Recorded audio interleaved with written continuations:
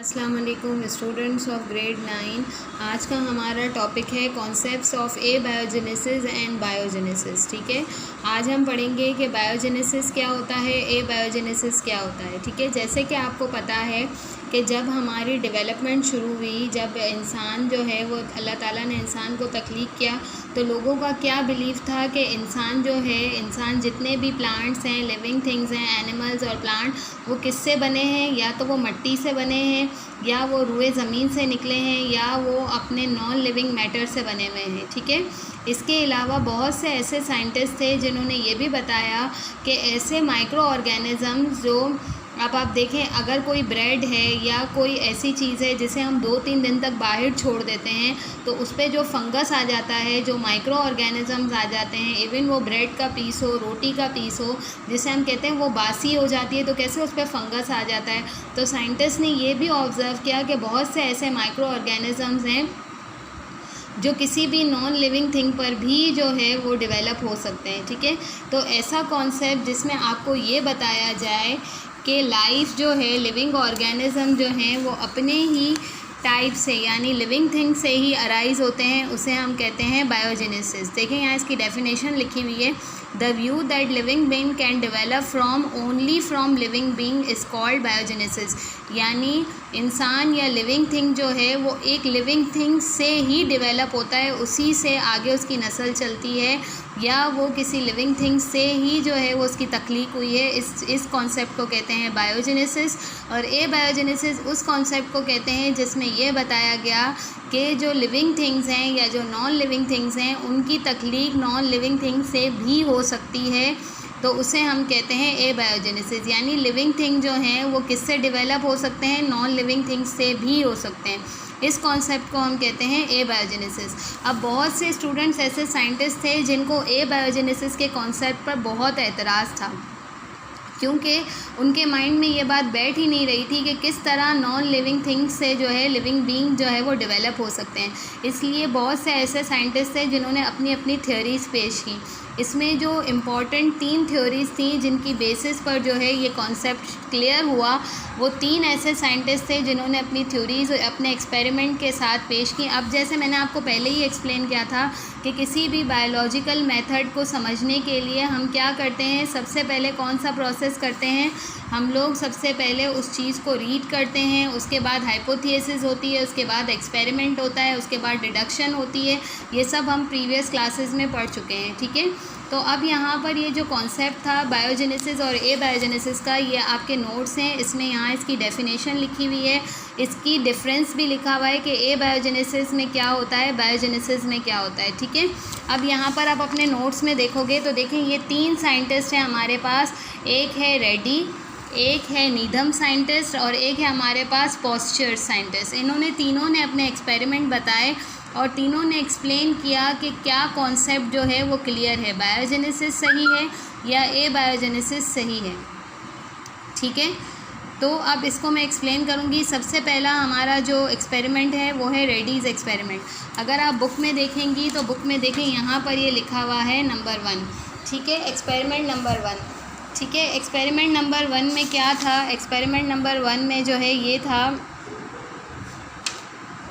ठीक है, ये देखें एक्सपेरिमेंट नंबर 1 में क्या था? Some dead snacks were place in a box, it was notice that gather around dead snacks. ठीक है, अब अगर एक सबसे पहले एक्सपेरिमेंट में क्या किया गया कि मरे हुए सांपों को एक बॉक्स में रख दिया गया और उस बॉक्स को बंद कर दिया गया, छोड़ दिया गया।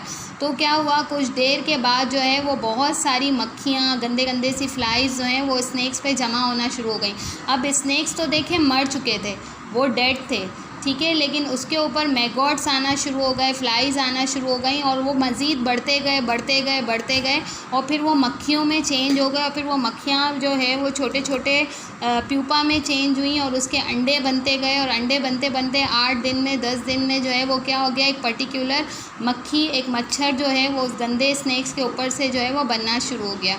ठीक है, तो ये फ्लाइज जो हैं इनके एग्स कहाँ पे थे? डेड स्नैक्स की बॉडी पर आ गए और फिर वो एग्स बढ़ते बढ़ते बढ़ते मैगॉट्स बन गए, फिर वो प्यूपा की फॉर्म में आए और वो एक मक्खी फ्लाइज बन के जो है वो बाहर निकल गई। यानी आपने इससे क्या समझा इस एक्सपेरिमेंट से कि इसने जो एक्सपेरिमेंट किया उसमें क्या किया, इसने डेड, यानी डेड का मतलब तो नॉन लिविंग थिंग हो गया, ख़त्म हो गई उसमें ज़िंदगी। तो उसने डेड स्नेक्स को जब एक बॉक्स में रखा तो उसके बाद उसने इस चीज़ को नोटिस किया कि उस डेड स्नेक्स पर बहुत सारा फंगस फ्लाइज जो है वो आके जमा होना शुरू हो गए। फिर उन्होंने उस पर एग्स दे दिए और इस तरह यहाँ पे और मज़ीद माइक्रो ऑर्गेनिज्म जो है वो डेवलप होती गई। ठीक है, ये जो है इसका कॉन्सेप्ट था। ठीक है, ये एक्सपेरिमेंट नंबर 1 था। अच्छा, दूसरे एक्सपेरिमेंट में इसने रेडी ने इस बात को और प्रूफ करने के लिए क्या किया, उसने जो है वो 8 बॉटल ली और उसमें इसने जो है वो स्नैक्स डाले और कुछ बॉटल में उसने मीट के पीसेस डाले, गोश्त के टुकड़े डाले और कुछ में इसने जो है वो डेड फिशेस डाली। ठीक है, अब उसने क्या किया, 4 बॉटल के कैप ओपन रखे और 4 बॉटल के कैप जो है वो उसने कवर रखे। अब उसने थोड़े दिनों के बाद क्या देखा कि जिन बॉटल्स के कैप जो है maggots appear in the open bottles only, यानी जिसके कैप खुले हुए थे उसके ऊपर मैगॉट्स आना शुरू हो गए और जिसके कैप बॉटल्स के बंद थे उसके ऊपर कोई मैगॉट उसे नज़र नहीं आया। This shows that if the flies were prevented from entering the bottle, the maggot did not appear. यानी उसने साथ में ये भी बताया, ये एक्सपेरिमेंट क्या बता रहा है कि अगर हम किसी भी डेड चीज़ को, किसी भी चीज़ को ऐसी जो बिल्कुल ख़त्म हो गई है, डेड हो गई है, अगर हम उसको खुला छोड़ देते हैं तो उस पर क्या आ जाते हैं, मैगॉट्स आ जाते हैं और उस पर छोटी छोटी फ्लाइज बनना शुरू हो जाती हैं। लेकिन अगर हम उस चीज़ को कवर करके रख दें, उसने बॉटल को कवर कर दिया तो उस पर कोई मैगॉट उसे नज़र नहीं आया। ठीक है, ये रेडी ने अपना दूसरा एक्सपेरिमेंट किया था। ये देखें, ये बॉटल्स ही हुई हैं, देखें उसमें इसने एक में डेड स्नैक्स रखे हैं, एक में डेड फिशेस रखी हैं और एक में पीस ऑफ मीट रखा है। अब देखें, ये ओपन बॉटल्स हैं, इनके ऊपर आपको फ्लाइज और मैगॉट्स नज़र आ रहे हैं, जबकि ये क्लोज बॉटल्स हैं। ठीक है, some worker however criticise the experiment and said that maggot failed to appear in the covered bottle because air been so essential for abiogenesis could not enter this bottle. ठीक है, तो इसलिए रेडीज़ के experiment को बहुत क्रिटिसाइज़ किया गया और इसमें ये कहा गया कि इन बॉटल्स के अंदर तो एयर गई नहीं, अगर इसमें एयर जाती तो खुद ब खुद ही जो है वो इसमें एबायोजेनेसिस का कॉन्सेप्ट क्या है कि नॉन लिविंग थिंग से ही लिविंग थिंग डेवलप होते हैं, ये सही हो सकता था। ठीक है, फिर इसने क्या किया रेडी ने, फिर एक उसने तीसरा एक्सपेरिमेंट किया जिसमें उसने क्या किया कि मीट को यानी फ़िश को एक जो है वो बॉटल में रखा और उसको गॉज़ से कवर कर दिया। गॉज़ क्या होता है, एक तरह की जाली होती है जिसमें एयर तो एंटर हो सकती है लेकिन फ्लाइज एंटर नहीं हो सकती। तो क्या हुआ, उसने क्या देखा, अगेन नो मैगॉट्स अपीयर। अब इसमें क्या हुआ, ये गॉज़ आप देख रहे हो जाली तरह का एक मटेरियल होता है, इसने जब इस पर लगाया तो इसमें हवा तो जा रही है लेकिन फ्लाइज नहीं जा रही। तो जो इसको क्रिटिसाइज़ किया गया था कि भाई आपने तो जो है वो बॉटल बिल्कुल क्लोज़ कर दी, अगर आप बॉटल में थोड़ी एयर जाने देते तो खुद ब खुद फ्लाइज जाती, तो उसने ये भी करके दिखा दिया। तो इसने इस तरह दिखाया, तो इसका मकसद क्या था कि इसने किस कॉन्सेप्ट को सपोर्ट किया, इसने बायोजेनेसिस को सपोर्ट किया कि भाई ये जो लिविंग थिंग जो हैं जब भी डेवलप होते हैं लिविंग थिंग से डेवलप होते हैं, नॉन लिविंग थिंग से डेवलप नहीं होते। तो ऐसे लिविंग ऑर्गेनिज्म जो लिविंग थिंग से डेवलप होते हैं वो बायोजेनेसिस को सपोर्ट करते हैं। तो इसने, इसकी थ्योरी ने, इसके तीनों एक्सपेरिमेंट ने क्या सपोर्ट किया, किसको सपोर्ट किया, बायोजेनेसिस के कॉन्सेप्ट को सपोर्ट किया। ठीक है, होप आप लोगों को ये रेडी एक्सपेरिमेंट समझ में आ गया होगा। ठीक है, बुक में इसमें बहुत सारा डिटेल में लिखा हुआ है, आपने नोट्स से याद करना है। देखें ये रहा, नोट्स में बस जस्ट इतना ही है।